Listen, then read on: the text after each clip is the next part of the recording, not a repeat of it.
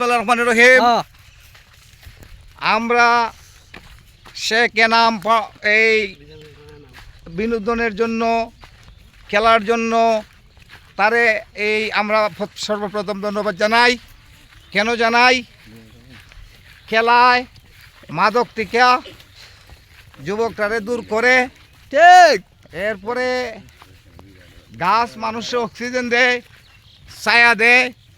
আমরা আজকে শেখ এনাম ফাউন্ডেশনের উদ্যোগে সকল যুবকরা নিয়ে আমরা গাছ রোপণ করতেছি। আপনাদেরকেও উৎসাহ করতেছি যে আপনারাও যেন আমাদের মতন সারা ইউনিয়নে বা সারা উপজেলায় সারা জেলায় আপনারাও যেত গাছ লাগান। গাছ মানুষের অনেক উপকারে আসে।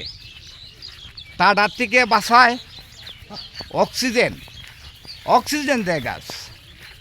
যে গাছ আমাদেরকে অক্সিজেন দেয়, এই গাছ কিন্তু আমাদেরকে লালন করতে হবে। ঠিক লালন পালন করে এই গাছে আমরা বড় করতে হবে।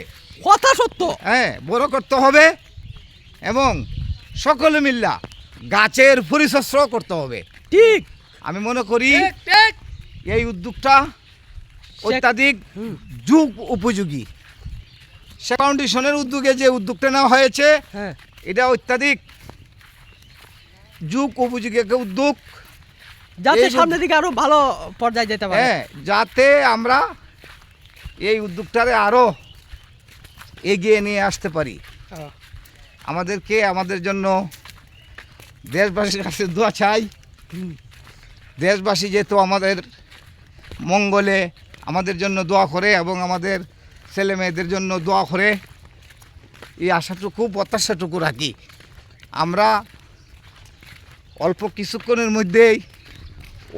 কিছুক্ষণের মধ্যেই কেশবপুর গুফাডে অংশগ্রহণ করব, বীজ রোপণ করব এবং